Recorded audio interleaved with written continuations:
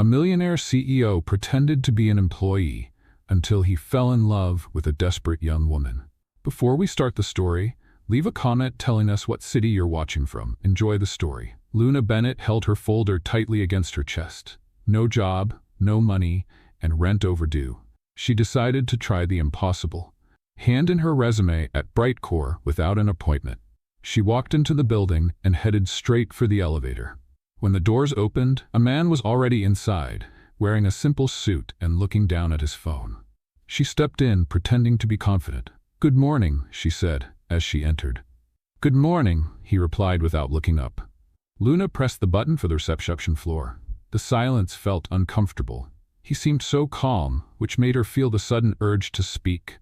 Maybe from nerves, or maybe just because, well, she tended to talk too much when she felt out of place. "You know, I once read that elevators are like life," she began. "Sometimes you're going up, sometimes down, and sometimes out of nowhere you get stuck in the middle." He looked at her, puzzled, but with a slight smile. "Elevator philosophy, that's a new one. I'm an expert in random metaphors. Actually, I'm here to drop off a resume. No interview or anything. Kind of crazy, right?" Bold. Bold or desperate, hard to tell. If I were HR, I'd hire me just for the guts. Before he could answer, the elevator gave a little jolt and stopped. The lights flickered, the panel froze, everything shut down. "Oh no," Luna muttered, looking up. The man turned pale. He leaned against the wall and closed his eyes, sweating, breathing too fast. "You okay?" He nodded slightly, trying to keep it together. "Claustrophobic?" he confirmed with a tense gesture. Luna stepped closer, gently. "Look at me. That's it. Breathe in, breathe out. We're getting out of this, okay? And you're not going to die crushed between the 10th and 11th floors. I promise." He laughed, though still out of breath. "Seriously, just imagine the headline, 'Well-dressed man suffocates next to talkative girl who wouldn't stop talking.' Girl saves executive with bad jokes and no filter." "Much better," she replied. "Do you work in comedy?" "No, but maybe I should. Elevator stand-up could be my future." "Good evening, everyone. I'm Luna, and today we'll be stuck between the 3rd and 4th floors until someone remembers we're here." Time passed. She talked about everything. The economy, how companies forget people, how sometimes we just want someone to listen. She even joked about CEOs locked in glass offices like robots. He listened in silence, slowly calming down.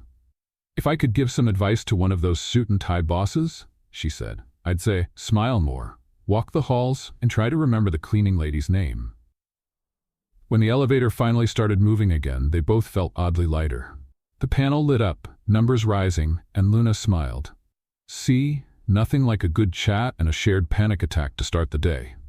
The doors opened at the reception floor. "It was a pleasure, Adrian," she said, after noticing his name subtly printed on his badge.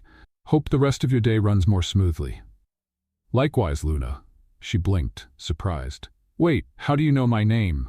"You said it," he replied, walking out another door before she could ask more. Still a bit stunned, Luna made her way to the front desk. The receptionist gave her a quick, unimpressed look. Her second-hand blazer, worn-out purse, and messy hair all screamed she didn't belong there. "Hi, I came to drop off my resume. I don't have an interview scheduled, but I'd really love a chance," she said with a sincere smile. "We're not hiring at the moment," the receptionist said, taking the paper and setting it aside without much interest. "All right, thanks anyway." Luna walked out, trying to hold on to her dignity. The world outside felt grayer, the sun hotter, and the weight of helplessness heavier. Hours later, on the top floor of Brightcore, Adrian Cole stood by the glass window of his office, still thinking about the chatty girl from the elevator. The way she joked about chaos, her honest nature, and most of all, the fact that for 15 minutes he hadn't been a CEO. Just a man stuck between 2 floors. He sat down, picked up the phone, and dialed. "Executive office? This is Cole. Today a woman named Luna dropped off a resume. Hire her. She starts Monday. No excuses." Later, in the small room she shared with her best friend, Luna was browsing job listings on her phone when it rang. Unknown number. "Hello? Good evening. Miss Bennett? This is Brightcore calling. We're reaching out to confirm your hiring. Your start date is scheduled for Monday." "Sorry, what?" "Your paperwork has already been processed. You'll get an email later today with your schedule and department details." "But I haven't even had an interview." It was a decision from upper management. Luna hung up, stunned. "Friend, I got the job." Her friend, who was eating instant noodles, choked. "Wait, what?" "I just went there to drop off my resume. They didn't even let me talk properly, but they called me. I got it." They screamed, hugged, and laughed like it was a miracle, and maybe it was. Meanwhile, high up at Brightcore, a CEO looked out the window at the city with a faint smile, wondering what kind of girl talks that much, and still somehow makes silence feel lighter. Luna was spinning in circles in her room, holding her phone like it might explode at any second. "This is a prank, right? Someone's hiding with a camera. Where are you, hidden camera?" she yelled at the ceiling. "Luna, you're yelling at the light fixture," her friend said, still holding her noodle spoon. "This is unreal. I got hired by Brightcore, one of the biggest companies in the city. I barely stepped through the door." "Technically, you took the elevator," her friend pointed out. "Oh, shut up and celebrate with me." They danced awkwardly around the room. It was one of those wins so unexpected you couldn't even process it. One call, "You start Monday," and just like that, she had a job. Monday came way too fast. Luna got up early, put on her most respectable outfit, the one with no visible lint and a working zipper, and tied her hair in a way that looked professional, or at least neat. On the way to the company, she practiced answers to possible questions. "Why do you think we hired you?" "Because I saved a man from a nervous breakdown in a floating metal box." Maybe not. When she arrived at Brightcore, everything looked brighter than before. The building, the people, even the front desk, now with a new receptionist who, to Luna's relief, was actually smiling. "Hello, Luna Bennett, right?" the receptionist asked.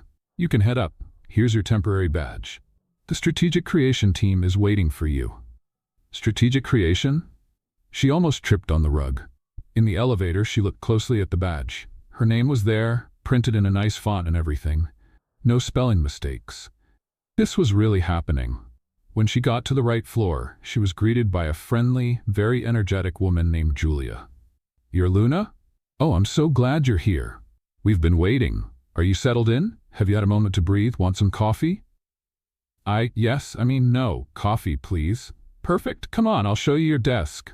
The desk was simple but neat. A computer was already waiting, and a handwritten note. "Welcome, Luna. It'll be fun working with you." She smiled. "Who left this?" "Oh, not sure. Someone on the floor. Maybe Adrian." She froze. "Adrian?" "Yeah, one of the nicest guys here. He's always wandering through all the departments. Kind of a chameleon.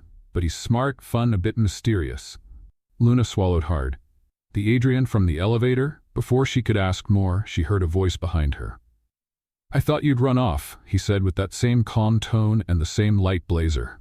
She turned slowly. "Adrian? Hi, you? You work here?" "I do. Looks like you do too. Nice to see you again." She blinked, trying to piece it all together. "You? Work exactly where?" "Oh, a little bit of everywhere. I show up when people need me. Sometimes when they don't," he answered with a small, mysterious smile. "So, you're like a problem solver?" "Something like that." Before she could keep questioning him, Julia came back with the coffee. "Adrian, are you already filling our newbie's head with riddles?" "Just testing her endurance," he said, grabbing a cup for himself. "Luna, if you survive Adrian's jokes, you're already a good fit for the company culture." "Oh, after getting stuck in an elevator with him, nothing scares me now." Adrian coughed into his coffee. Julia laughed. "Don't tell me you were the elevator guy. Let's just say I was saved by a burst of nonstop talking." Luna wanted to crawl into a hole and stay there indefinitely. "That explains a lot," Julia said, smiling. The morning flew by. Luna was warmly welcomed by the team, even though she didn't fully understand how or why. She felt right there.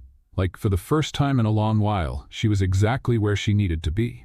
Between spreadsheets, presentations, and tossed around ideas, she noticed something interesting. Adrian was everywhere. Meetings, hallways, near the coffee machine. Always around, listening more than speaking, half smiling, like he knew something no one else did. He didn't seem like just another employee. At lunchtime, as she was heading down to the cafeteria with the group, she overheard someone say, "Hey, just a heads up, Mr. Cole is heading up to the creative floor today. Blue shirt as usual. Keep an eye out." "The CEO's coming upstairs?" someone mumbled. Luna frowned. "This CEO guy must be a real pain. I've never even seen a glimpse of him.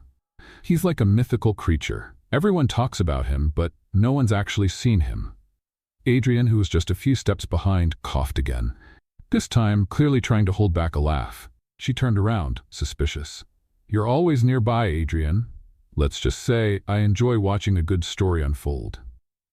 She stared at him a little longer. Something about him didn't quite add up, but she chose to save the question for later. For now, she just wanted to enjoy her first day at work, the job that had practically fallen from the sky or the elevator, and try not to say anything else ridiculous in front of people she barely knew, even if one of them seemed suspiciously powerful. On Thursday morning, Luna noticed Adrian was wearing the same light blue shirt for the third day in a row. Either he owned several identical ones, which would be a serious case of lack of variety, or it was just a quirky trait that matched the mystery surrounding him. Do you think he has some kind of secret uniform? She asked Julia as she poured her coffee. Uniform or disguise? With that charm, I'm going with corporate spy, Julia replied with a wink. Luna laughed, but inside her radar kept buzzing. Adrian was everywhere, all the time, and no one seemed to know exactly what he did there. He was like glitter at a kid's party, impossible to ignore. Even so, she didn't expect to see him at the brainstorming meeting for Strategic Creative. The manager walked in with a look that said he was hiding something, which was never a good sign. Today's session will be led by a special guest. Adrian walked in right after, smiling, holding a tablet, and looking more rested than anyone else in the building. Good morning, everyone, he said, stopping in front of the group. I promise this won't be as traumatizing as a performance review. That's what they always say before torturing us with sticky notes, muttered Raphael, the team's sarcastic designer. Adrian gracefully ignored the comment. The task is simple. Create a campaign based on a concept companies love to say but rarely practice. The theme is truth, silence.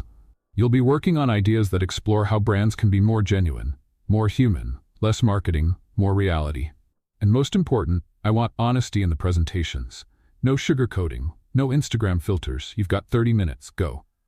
Luna grabbed her notebook with enthusiasm. She loved a good challenge with a bold theme. But she couldn't help sneaking glances at Adrian. He seemed different that day.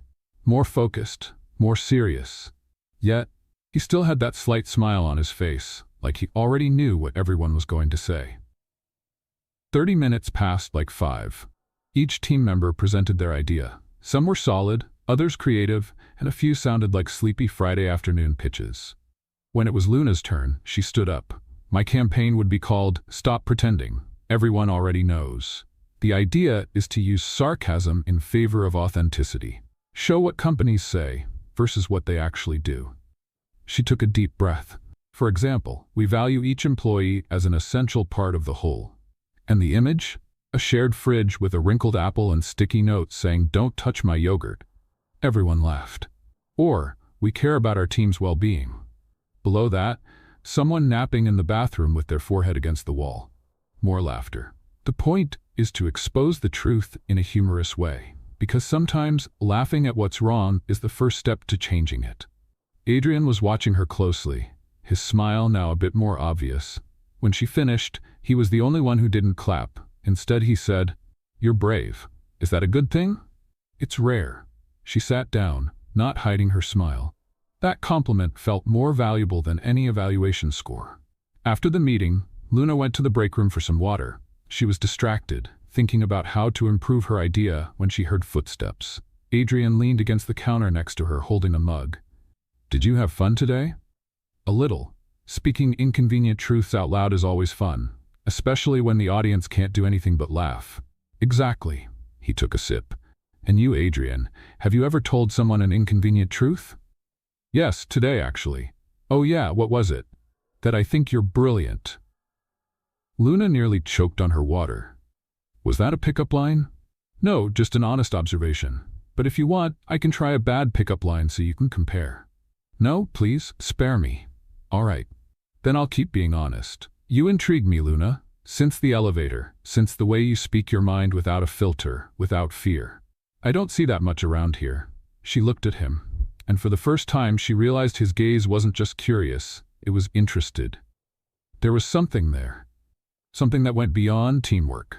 beyond professional respect. Do you always compliment people like that, or just me? Only when it's deserved.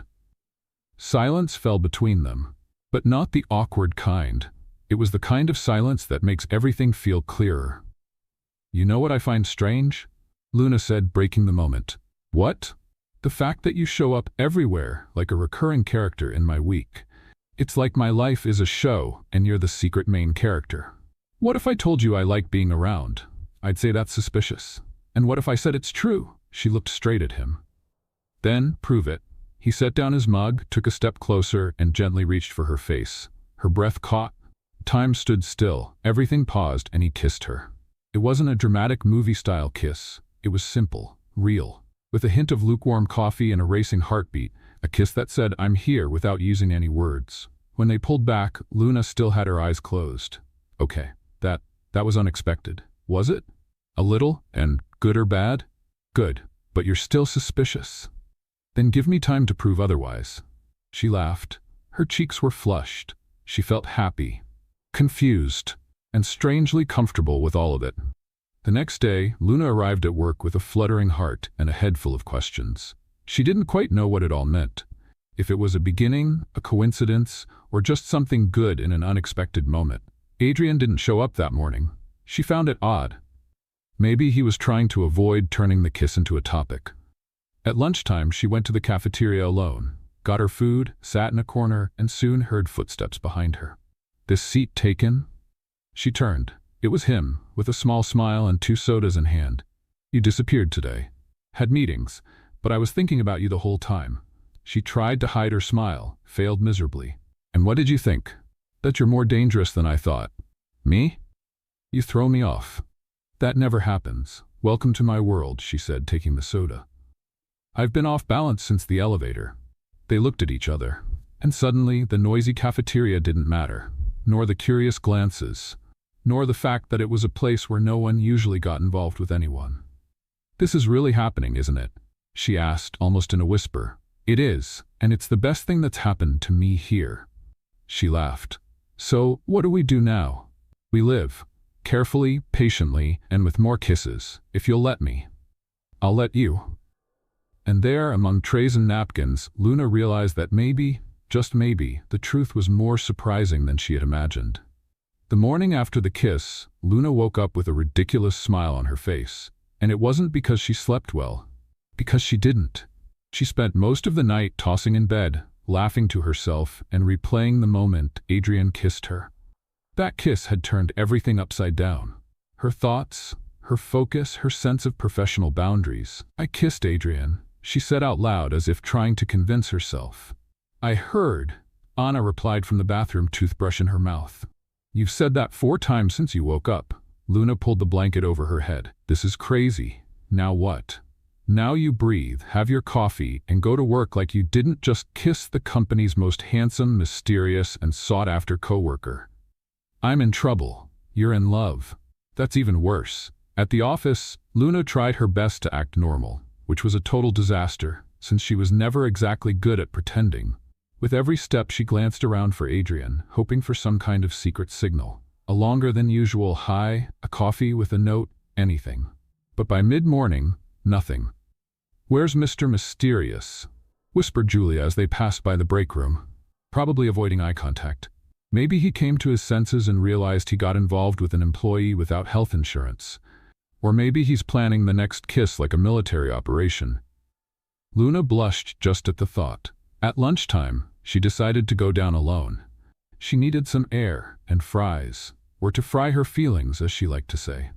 She was busy with the ketchup when someone pulled out the chair next to her. Guess who got a 30-minute break? She nearly dropped her tray. Adrian? Present. He had his blazer slung over his shoulders and a smile that threw her heart rhythm off completely. I thought you were avoiding me. I thought about it, but then I remembered I'm terrible at running away. I always end up coming back. Luna looked around. No one seemed to be paying attention. Is this a date? Only if you want it to be. And if it is, then I'm exactly where I'm supposed to be. She bit her lip. He reached out and took a fry from her plate.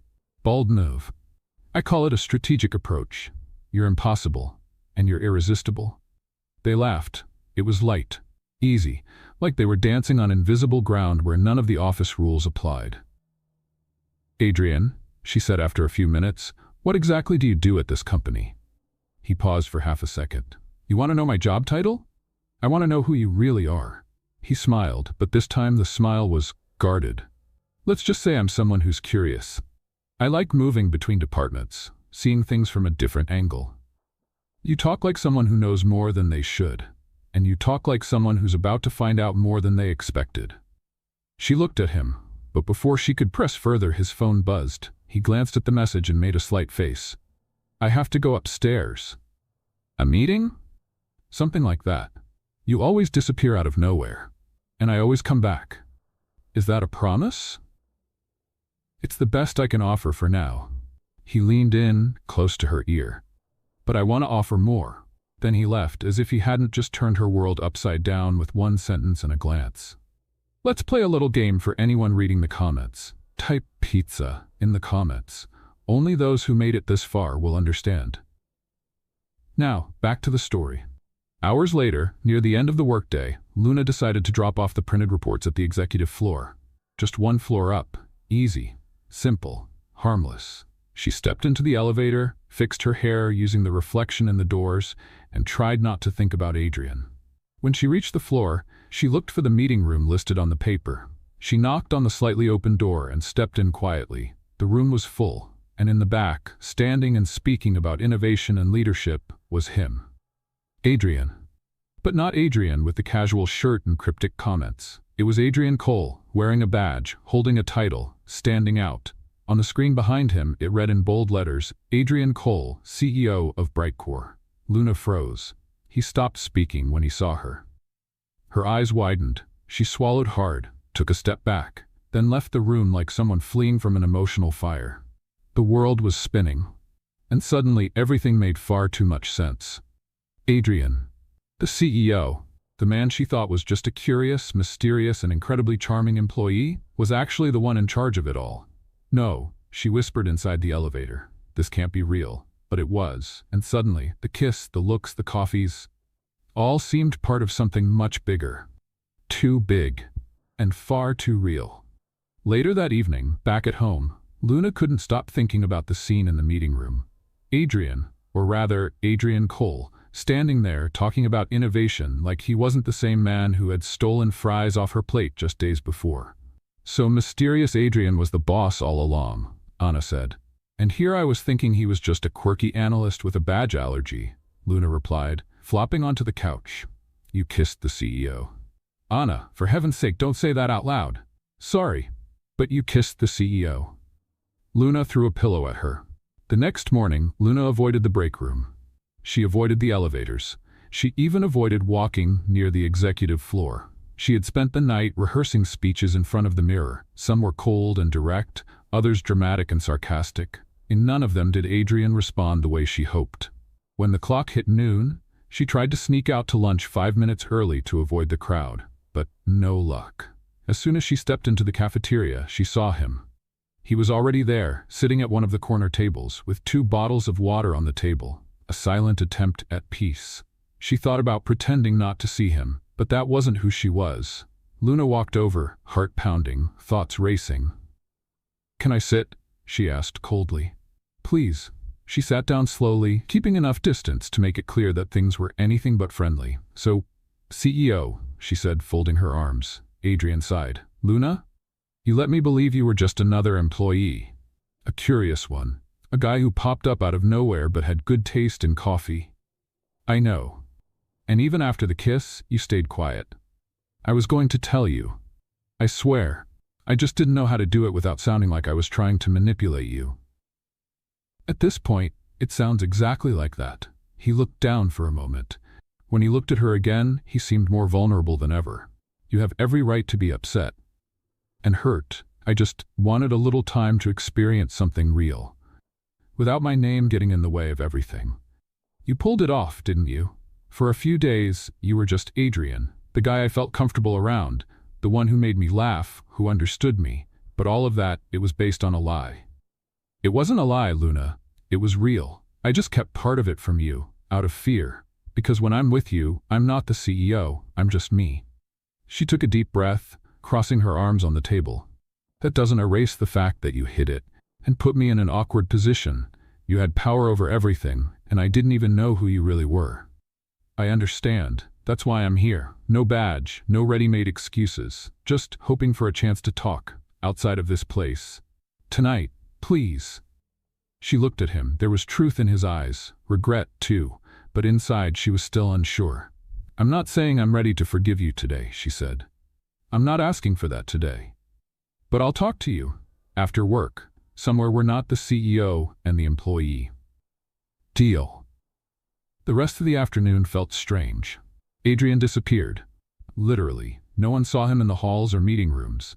Maybe he was giving her space, or maybe getting ready for the most tense conversation of his life. Luna, on the other hand, could barely type. Every time she saw his name pop up in the company system, her stomach turned. At 5:45, she sent her last email and shut down her computer. At exactly 6, a message popped up on her phone. I'll be at the main entrance. If you change your mind, that's okay. But if you want to hear me out, I'm here. She stared at the screen for a few seconds, then grabbed her bag, took a deep breath, and walked out. Adrian was waiting by a modest car, which was already unexpected given his title. No suit, no fancy watch, just him, in that same light blue shirt as always. Ready? Not yet, but let's go. The drive to the restaurant was quiet. Not an awkward silence, but the kind that gives you space to breathe. Adrian drove with one hand on the wheel, eyes focused on the road. Luna, in the passenger seat, watched the city through the windows, like it was the first time she'd seen that part of town. The radio played soft instrumental music. Nothing special, but just enough to keep her thoughts from getting too loud. You don't listen to music with lyrics? She asked, breaking the silence. With lyrics, I start thinking. Without them, I can just listen. She gave a short laugh. Adrian smiled faintly. I knew you had lines ready to go. I have a stash. You can use them whenever you want. I'll think about it. The restaurant was small and cozy, with warm lights hanging over rustic wooden tables.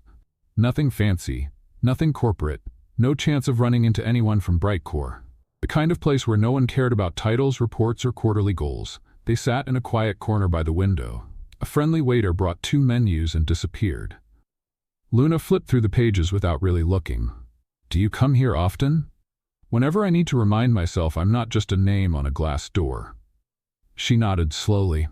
Fair enough. I usually go to this 24-hour laundromat that has an old couch and a soda vending machine. Not for the laundry, just for the peace.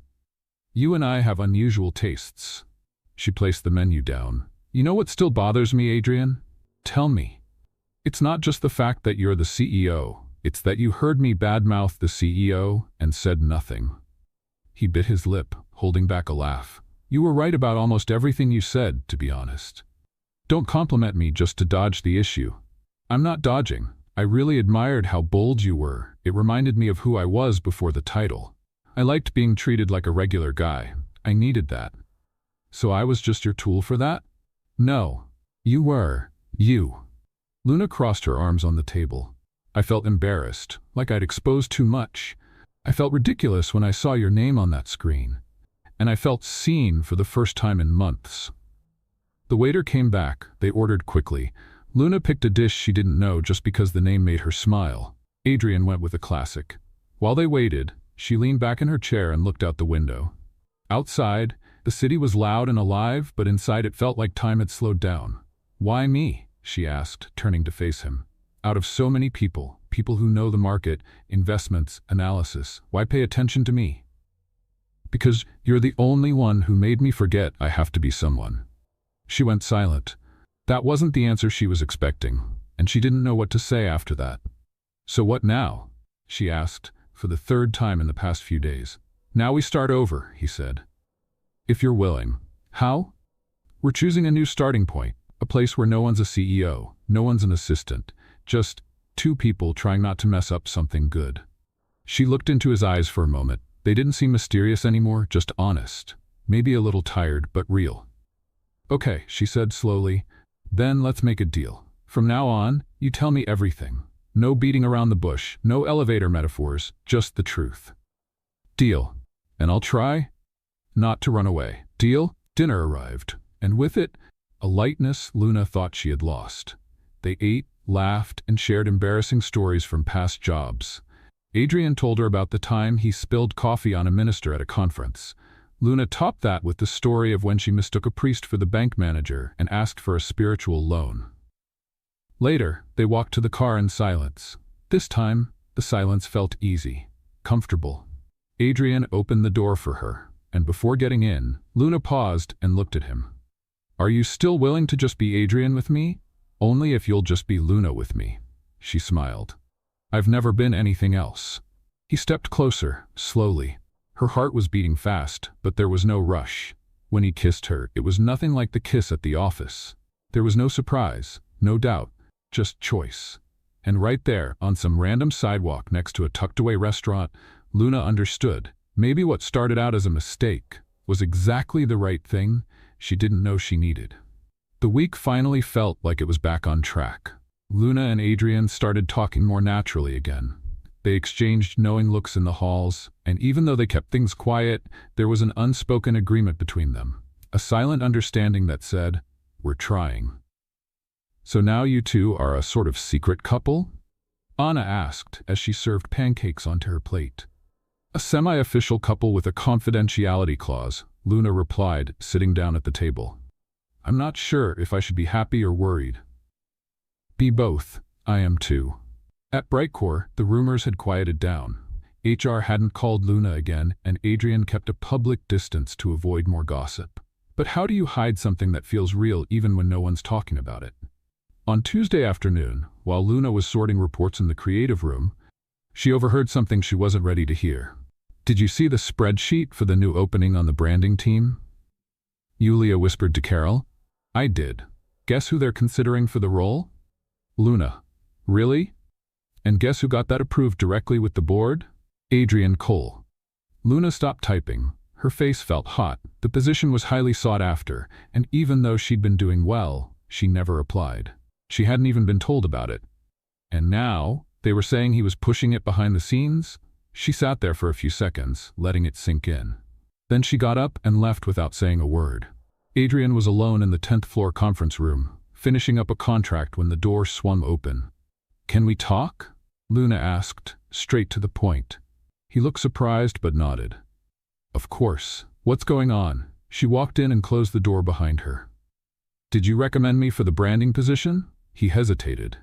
"Yes, I did. You've got real talent, Luna, and the role needs creativity, vision, and was that before or after you decided it was a good idea to get involved with me?" "That has nothing to do with this." "It has everything to do with this, Adrian. You're mixing things up, and from the outside it looks like I'm being given special treatment. Do you really think I'd do that out of pity, or just because we're getting to know each other? I think you don't realize how exposed this makes me feel. I'm trying to earn my place, my way, and now everything feels tainted. I just wanted to give you a real opportunity. What you bring here is above average, you know that, and now no one else will believe it." Silence. Adrian stood up. "Then tell me what I should do. Ignore your talent? Pretend I don't see your potential? I'm your boss, but I'm also someone who wants what's best for you. This isn't a game, Luna, but it feels like one, like a chess move, and I'm the piece that doesn't know if it's being played or thrown away." Her throat tightened. She didn't want to cry. Not here. Not in front of him. "Luna, I'm trying to balance everything, but maybe I'm doing it wrong. Maybe we're going too fast. Do you want to stop?" She swallowed hard. "I want to think," and left. That night, Luna came home exhausted. Anna was watching TV, but turned it off the moment she saw her. "Something happened. We had a fight. You and Adrian? I heard he put my name in for an important position, without telling me, and now I feel like some kind of emotional lab experiment. I get involved with him, and suddenly my name's moving up. How do I prove it's not because of him?" Anna came over and sat next to her on the couch. "You don't have to prove anything to anyone, Luna. You just need to be sure that what you want is truly yours, because if it is, no one can take it away." Luna sighed. "Sometimes I just wish he were only Adrian from the elevator. Nothing more. But he's not, and you're not just the girl who came in to drop off a resume anymore either." The next morning, Luna went to work as usual, But Adrian didn't show up. She didn't get a message, didn't see his car in the parking lot, nothing. She pretended not to care. At 3 p.m. an email arrived. Subject, temporary replacement. CEO Adrian Cole will be out for 2 days due to external commitments. In his absence, all operational decisions will be reviewed by the board. Luna closed the email, and at that moment, she felt the weight of the emptiness. Later, when she left the building, she found a small box on the back seat of her car. She recognized the handwriting on the note taped to the lid.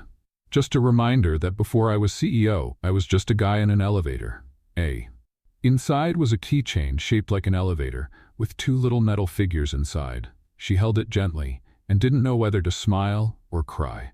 The second day, without Adrian, felt even longer than the first.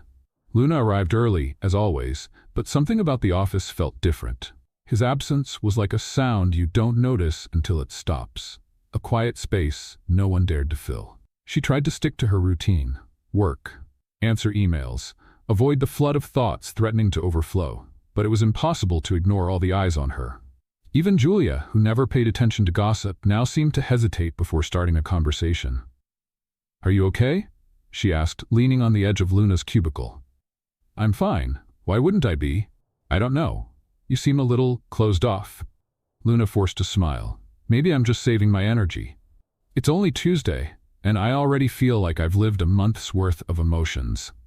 Julia laughed, but something in her eyes held back. A quiet curiosity, like she was waiting for Luna to confess something. And that made Luna even more uneasy.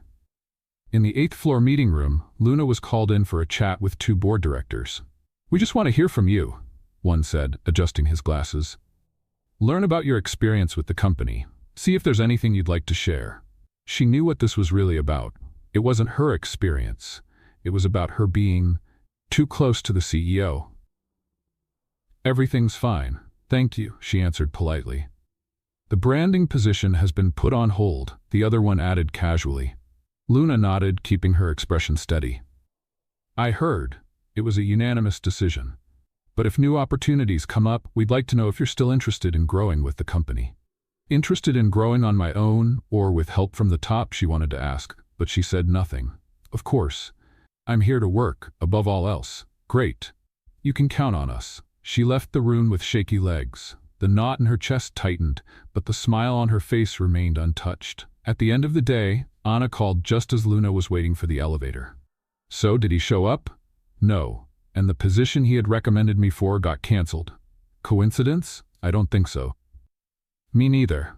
But you know what's worse?" "What?" "I'm mad at him for it, and at the same time, I miss him." Anna sighed on the other end of the line. "That's what we call advanced stage emotional confusion." "Sounds accurate? You know what you need? A tranquilizer dart? A bit of distraction, and you're getting some tomorrow night." "What did you do?"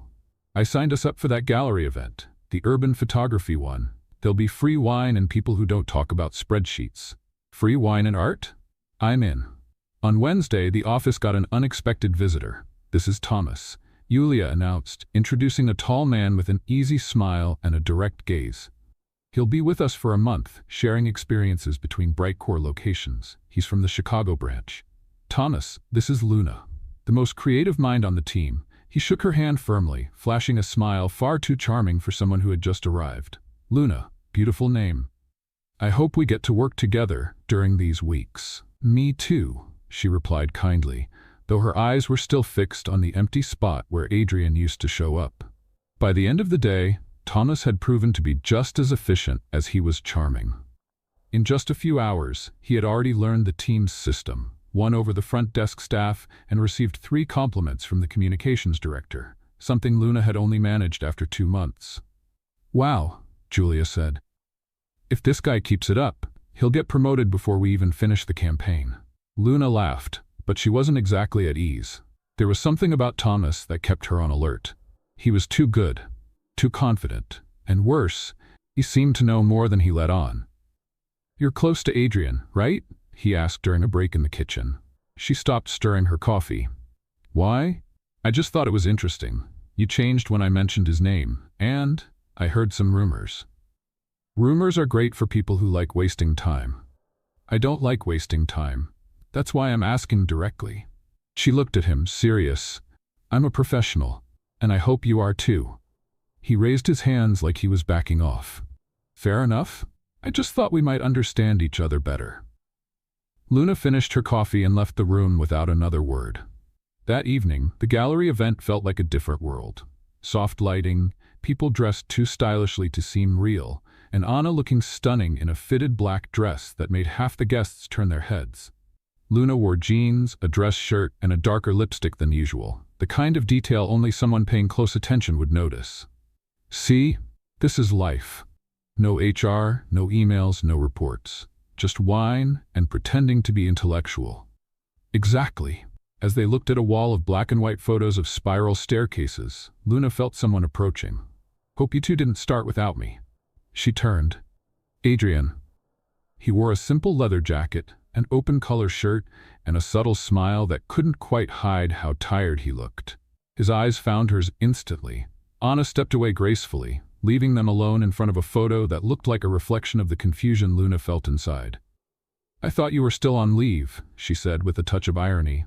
I was, but I got tired of staying away. How convenient. I came because I heard you'd be here. And why does that matter? He hesitated before answering. Because I couldn't go one more day without saying what I need to say. Luna crossed her arms. Say it. I messed up. Again. Trying to do the right thing the wrong way. I wanted to protect you and I pushed you away. I wanted to help you, and I ended up exposing you. But it wasn't out of carelessness.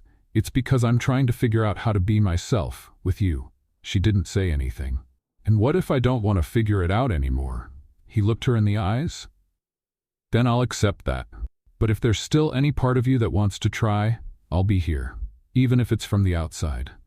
The ambient noise muffled their breathing. But in that moment, the world felt too quiet. You can't make promises, she said, but I can make choices, and I'm choosing you, even if you don't choose me right now. She looked away. There were so many questions inside her that couldn't fit into a single conversation. But there was also a feeling she couldn't ignore. One wrong step, she whispered, could ruin everything. Or it could lead to a new path. They stood there, in silence, in front of the image of a staircase that led nowhere. And still, something inside her said that maybe, just maybe, the first step was right there. That night, after the gallery, Luna went home without saying a word. Anna, who knew her silences like pages in a well-read book, didn't ask anything. She just made tea, set it in Luna's lap, and sat beside her, watching a movie neither of them really paid attention to. There are things words can't explain. And Luna wasn't sure if what she felt was pain, or just the weight of a decision she hadn't yet made. Adrian had confronted her with a vulnerability she hadn't expected. He'd let himself be seen, without defenses. But that didn't erase the fact that the world around them was still the same, full of judgment, rules, and how easily people twist things they don't understand. The next morning, Luna woke up before her alarm. The sky was still gray when she left the house, and the walk to Brightcore felt longer than usual. She knew Adrian was coming back to the office that day, and she also knew things wouldn't be the same anymore. What they had shared, once light and full of possibilities, now felt like a tightrope stretched between two extremes, what they could be, and what the world would allow them to be. Morning, Julia said as Luna passed by the kitchen. Morning. You okay? I'm trying to be. Heard the CEO's back today. The upper floors feel tense. Word is, the board had an emergency meeting. You think that has anything to do with? So what is everyone whispering about in the hallways? Of course, Luna gripped her bag strap a little tighter. At 10 a.m., Adrian reappeared, not with the same casual posture as before, but with the look of someone who knew he was being watched from every angle. He gave Luna a small wave when he saw her from afar, but didn't come closer. They had become public strangers, too close to be ignored. Too distant to pretend nothing had happened. At lunchtime, Luna chose not to go downstairs. She ordered something through an app and stayed in the empty meeting room, eating in silence, until someone knocked on the door. She turned. It was Thomas. Sorry to interrupt, he said, coming in with a small sushi box in hand. I heard you were having lunch here. Thought it might be nice to have some company. She hesitated, then nodded. Come on in. Thomas sat across from her. I know things have been a little strange around here. You can feel it in the air. You pick up on things quickly. Field training. The Chicago branch is a battlefield disguised as a company. Luna chuckled, even though she didn't mean to. At least you've got a sense of humor. And a good ear. You don't have to tell me anything, but if you feel like talking, I'm here. I promise I'm not the type to turn a private talk into gossip. She looked at him more closely. Why do you care? Because I was once the center of a scandal that never happened, and I know how that changes everything, he said, picking up a piece of sushi with his chopsticks. Someone accused you of something? Favoritism. Getting involved with someone from the board. All because I was close to a manager who was teaching me everything. In the end, she was married, and I was just working hard. But the company didn't want to hear the hard part. They just wanted the noise to stop. Luna stayed quiet. For the first time, she saw something in Thomas beyond friendliness, a shared kind of pain. And how did you handle it? I asked for a transfer, started over. That's brave, painful, but necessary. They ate quietly for a few minutes. Just don't shut yourself off, he said, standing up. People will talk no matter what, but you're more than what they're saying. Luna thanked him with a glance. That afternoon, Adrian showed up in the creative room. Not like before, with his relaxed attitude and subtle jokes. But, like the CEO, serious, holding folders, focused on work. He asked to gather the team. I need you to review the new campaign materials by Friday, he said firmly. We're close to closing a deal with a major tech company, and this presentation needs to be perfect. Everyone nodded. But when Adrian looked at Luna, just for a second, it was as if he was saying, I'm still here, but I don't know for how long. At the end of the day, Luna was called back to HR. Luna, the manager said with the same polite voice as always, this is just an advance notice that the board has opened an internal investigation. Standard procedure. It's not personal. Investigation? Yes, to ensure there hasn't been any ethical misconduct in the past few months. Because of me?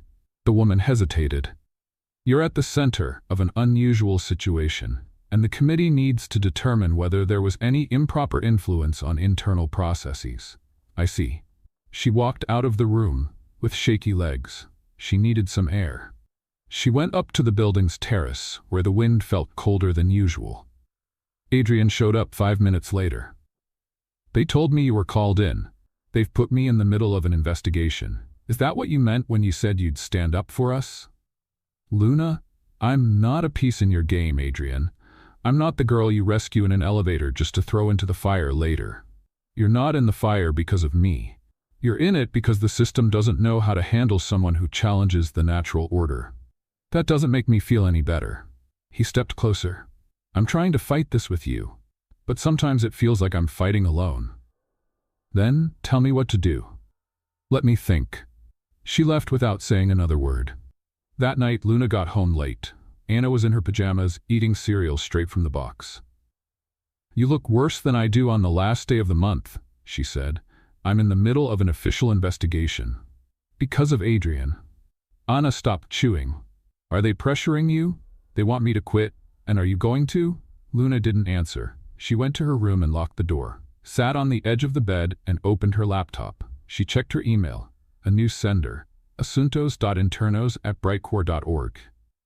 Dear Luna Bennett, we inform you that during the next 7 business days, your routine will be monitored by an internal observer, according to conduct audit protocol. Your cooperation is essential to complete this process fairly. Thank you for your understanding. She closed the laptop. That was it. She was being watched. For something that had barely started. For something that maybe didn't even have a name yet. The next morning, when Luna arrived at the office, she found a man sitting at the reception desk. Gray hair, straight posture, tablet in hand. As she walked past, he stood up. Miss Bennett? Yes? My name is Henry. I'm the audit observer. I'll be following your routine for the next few days. No interference, just observation. All right, if you'd rather pretend I'm not here, it'll make things easier. Luna nodded, trying to swallow her discomfort. As you wish. She spent the rest of the day feeling like every step she took was being watched. Every keystroke, every glance. Julia noticed the tension. Who's the detective at reception? someone who's about to take away the last bit of peace I had left. At the end of the day, Adrian was waiting for her in the parking lot. Can I give you a ride? Not today. Can I see you tomorrow? I'm not sure. Can I ask you not to give up on us? She looked him in the eye, and in that moment she felt more than just hurt. She felt afraid. Don't ask me for anything today, Adrian, and she got into the rideshare car without looking back. That night, she dreamed she was trapped alone in an elevator, but this time no one came to rescue her. By now, Henry's presence in the office no longer caused curiosity.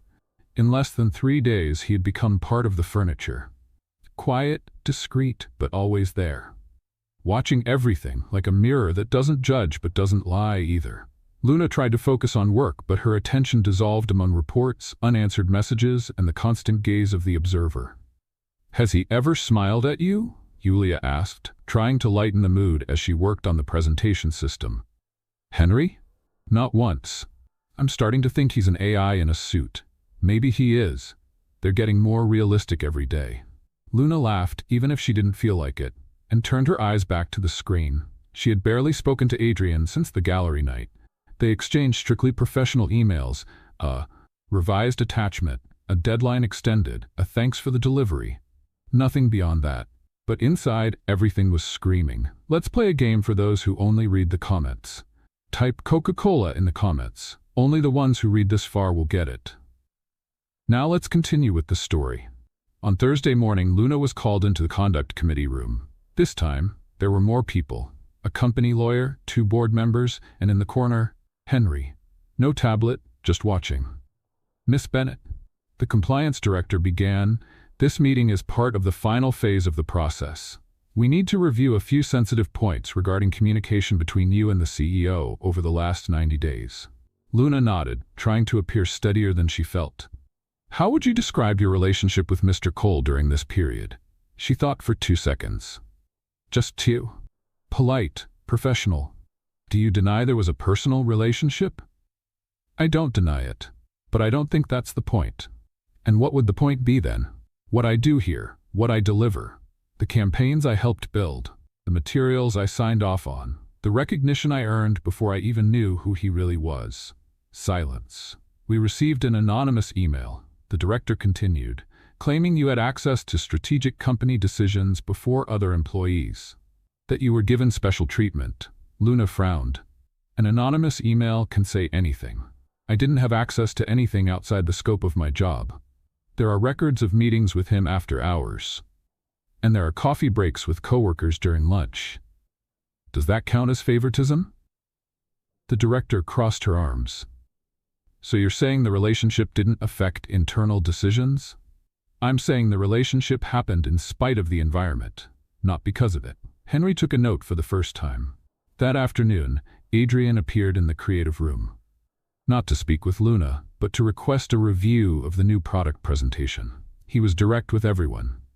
And with her, as always, polite, distant, impeccable. Thomas noticed. Is he testing you?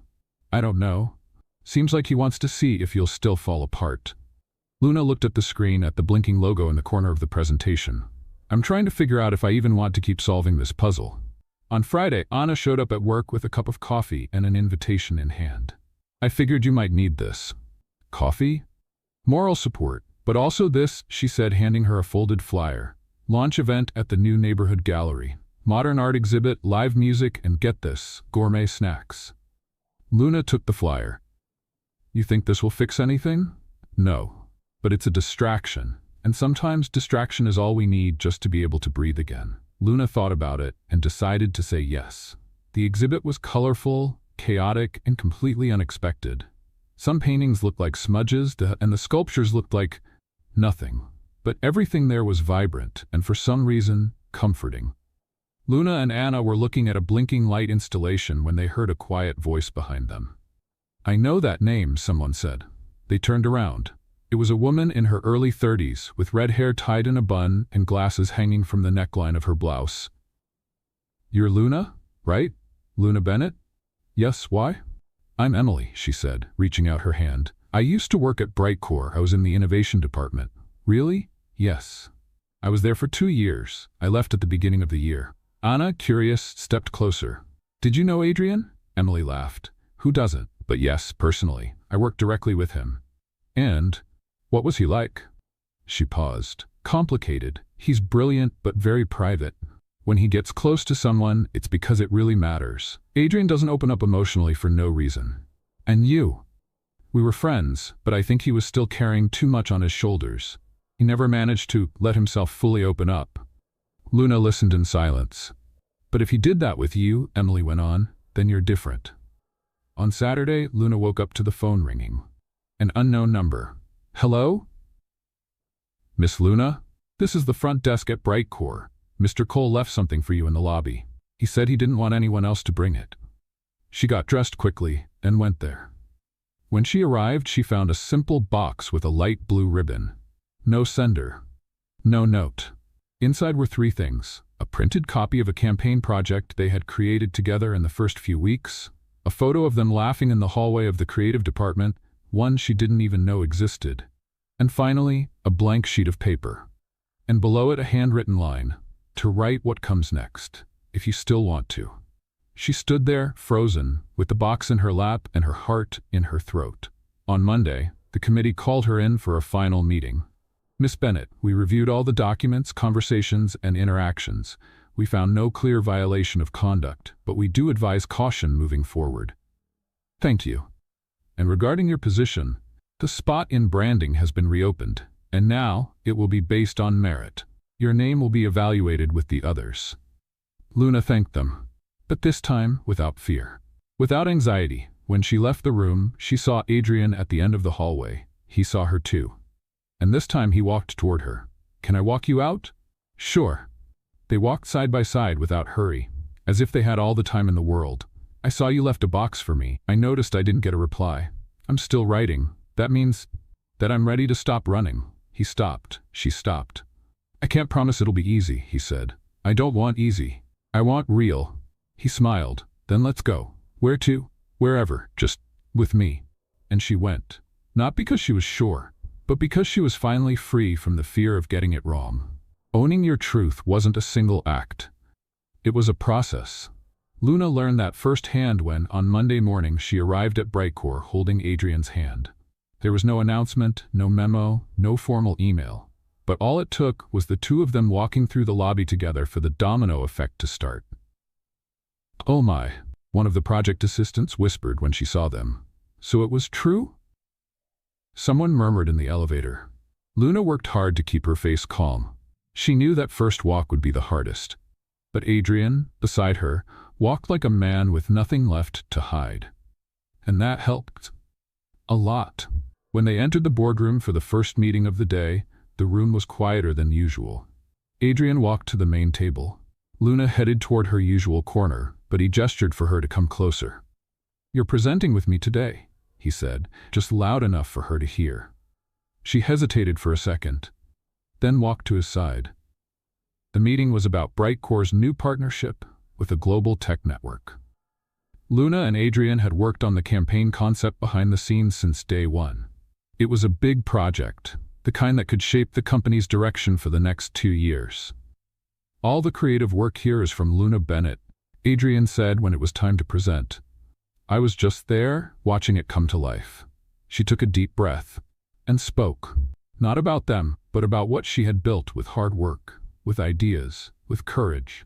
With every slide, the room seemed to forget the rumors and start seeing what truly mattered, her talent. When she finished, they applauded. Adrian gently touched her hand, just out of sight from the others, and smiled. Saying I'm proud doesn't even come close, he said. She smiled back. For the first time in a long while, she didn't feel torn between her professional and personal life. She felt whole. At lunchtime, they went to the cafeteria together. On purpose. They sat at their usual table, where they used to pretend to be just co-workers. Julia walked over with a big smile and curious eyes. Well, so it's official? Official, Luna said, picking up a French fry. You 2 took longer than a Netflix series to reveal the ending, but it was worth the wait. Adrian laughed. We're working on the spin-off now. With less drama, I hope, Julia joked, then headed off to get her food. Thomas came by a little later. He stopped by the table, holding an iced tea. Congratulations, Luna, on the presentation, and on the two of you." "Thank you," she replied, surprised by his sincerity. "He's a lucky guy," he said, glancing briefly at Adrian, "even with all the risks." "I know," Adrian answered, steady. Thomas nodded and walked away. Luna watched as he left. "He still has feelings for you," Adrian said without bitterness. "I know, but there was never space for that." Adrian didn't reply, but he held her hand under the table. That afternoon, Luna was called to the communications director's office. It was her first time there since the investigation ended. "Luna, have a seat," the woman said with a slight smile. "The campaign was a success. The company is about to close the deal, and you are a key part of that process." "I'm really happy to hear that. And because of that, I want to invite you to something." Luna leaned in, paying attention. "We're creating a separate creative unit for special projects, something bolder with more aesthetic and strategic freedom, and we want you to lead it." Luna blinked. "Lead? Yes, with full autonomy. You'd have a small team, flexible goals, and freedom to experiment. It's a risk, but a good kind." She paused for a few seconds. "I accept. That's wonderful. I just have one condition." "What is it?"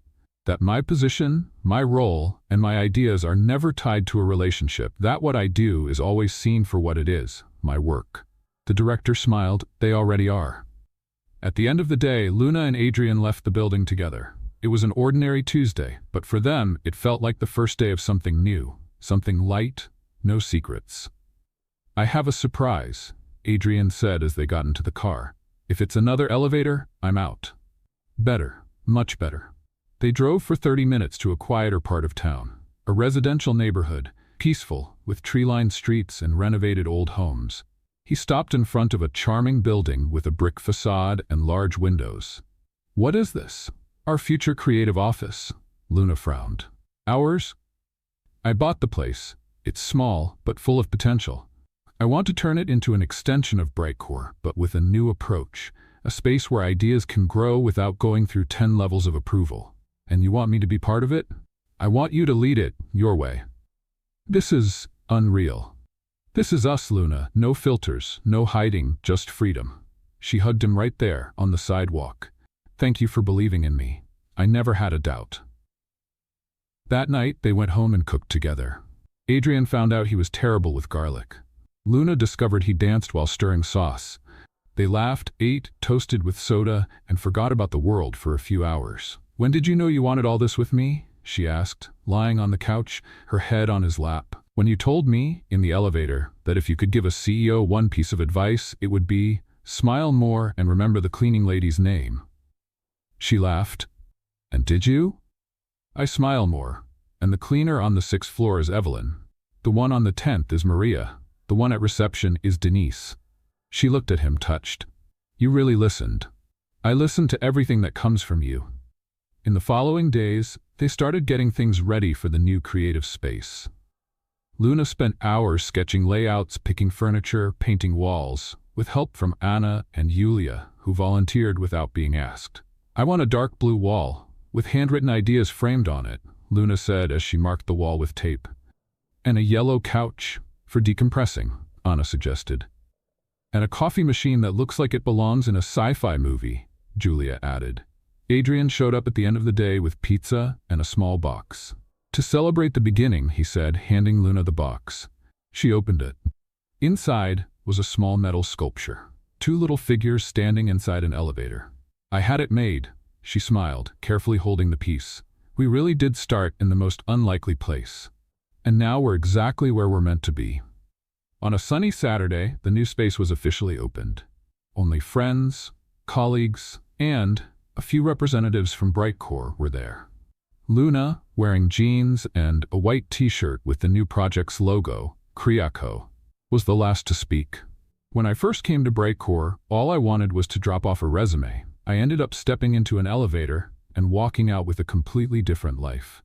Everyone laughed, touched. This space was born from the courage to step outside the mold, and from the belief that the most genuine ideas don't need a tie. They just need to be heard. She looked at Adrian, sitting in the audience, and courage, applause. That night, alone in the new office, Adrian pulled her into one last slow improvised dance. "No music? Just ours," he replied. And they danced, slowly, connected, in silence. 6 months had passed since Krieko's opening, and Luna was still amazed by the fact that she could wake up every day and do exactly what she loved alongside the person she loved. The creative space grew faster than anyone expected. Ideas bloomed as easily as laughter filled the colorful rooms. Brightcore, once a symbol of formality, now had a heart beating with creativity on the outside, and that heart had a name: Luna. Adrian watched her every day with quiet pride. He didn't need to step in anymore. He knew that there she was the leader she was born to be. Strong, approachable, brilliant. They kept a simple routine. They took turns cooking, doing the dishes, and driving Anna to the grocery store when she refused to renew her driver's license. But something had been growing between them, something that could no longer be ignored. One Saturday morning, Adrian asked Luna to meet him at the end of the trail behind town, a place they'd only visited once, right after finishing their first campaign together. A place she had once mentioned, almost in passing, as so beautiful it made you want to stay forever. He didn't say why. He just asked her to wear something comfortable and leave the rest to him. When Luna reached the top of the trail, after almost 40 minutes of climbing, she needed a few seconds to understand what she was seeing. Fairy lights were hanging from the trees, forming a soft semicircle around a rustic wooden table, covered with a white cloth and 2 plates, ready for dinner. In the background, the sky opened in shades of gold and orange, the sunset reflecting on the small lake by the clearing. Adrian stood in the center of it all, wearing a white shirt with the sleeves rolled up, light-colored pants, and an expression that said everything. "Is this?" Luna began, breathless. "What I think it is? Depends. Did you think this was just dinner?" She laughed, still amazed. "I thought you were going to ask me to review another presentation." He walked up, took her hand, and led her to the center of the lights. "Luna Bennett, you came into my life in the tightest space imaginable," he said, and she laughed. "And still, you found room inside me for everything I didn't even know I needed." She bit her lower lip, eyes already filling with tears. "You taught me to step off the pedestal, to listen more than give orders. You reminded me the world is made of small details, and that love can begin with an apology and a bad joke in an elevator." He pulled a small box from his pocket. "And that's why I'm asking, will you marry me?" Luna laughed through her tears. "This is completely irresponsible. A little. And definitely crazy. Very. But it's exactly what I want." She said yes, with her eyes, her laughter, her whole heart. And he slipped the ring on her finger with hands that shook more than he expected. They kissed with the sunset as their witness. And in that moment, Luna was certain the entire world had paused just for the two of them. The wedding took place 3 months later, at a vineyard in the California hills, where the vines danced in the breeze and the sky seemed closer to the earth. Luna wore a light dress, made of flowing fabric, with sleeves that floated over her arms like a breeze. Her hair was gently pinned up, with a few loose strands framing her face. Adrian wore a light blue suit, no tie, just as he'd promised, because, as he said with a smile, commitment doesn't have to be tight around the neck. Anna walked in with the rings. Julia cried from start to finish. And Thomas, now promoted and married to a barista from Seattle, took pictures from every possible angle. During the vows, Adrian held the microphone firmly. "I promise to keep listening to you. I promise to laugh at your metaphors and respect your silences. I promise to bring you coffee on cloudy days and give you quiet on chaotic ones. I promise to dance with you even when there's no music." Luna, eyes glowing, replied, "I promise to hold your hand through the crazy ideas, the hard days, and the moments when you forget how to cook rice. I promise to remind you that being vulnerable is a strength, that love is a choice, and that our story is just beginning." They kissed under a soft shower of white petals, thrown by Brightcore employees who no longer knew where the company ended and the family began. On their honeymoon, in a wooden house by a lake in Oregon, Luna and Adrian spent days completely unplugged from the world. They slept in, cooked together, read quietly side by side. They didn't need anything else. One sunny morning, Luna sat beside him on the porch with 2 cups of tea in her hands and a nervous look that didn't quite match someone simply delivering a drink. "I need to tell you something," she said. Adrian raised an eyebrow. "You forgot to pay the credit card?" "No, but we'll probably forget to pay a lot of things in the next few months." Okay, that sounds concerning. She placed a hand on his chest. I'm pregnant. Silence. His eyes widened. You're really? She nodded. There's more. More? It's two. He took a few seconds to take it in. Two? Twins. He stood up suddenly, then sat down, then stood up again. We're having two babies? Yes. Oh wow, we're going to be a team. She laughed a bit nervously. A small, noisy, and probably messy team.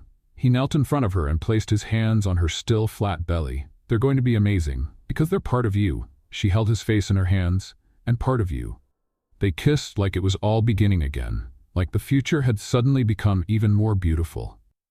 Months later, Kriako expanded. Brightcore launched an internal creativity program inspired by the unit led by Luna. Their relationship, once a secret, was now a source of inspiration. And on an ordinary afternoon, when Luna came home tired from work, she found Adrian on the living room floor with a disassembled crib and an instruction manual. Are you going to help me, or pretend this is too easy for me to include you? I'm the boss now, she replied, laughing, and my job is to delegate. I'm sure one of the babies is going to inherit that sense of humor of yours, and the other your need to overplan. Balance, he said, smiling. She sat beside him, resting her head on his shoulder. You know, if someone had told me my life would change after walking into the wrong elevator, I would have laughed. But you walked in. I did. And now? Now I never want to leave.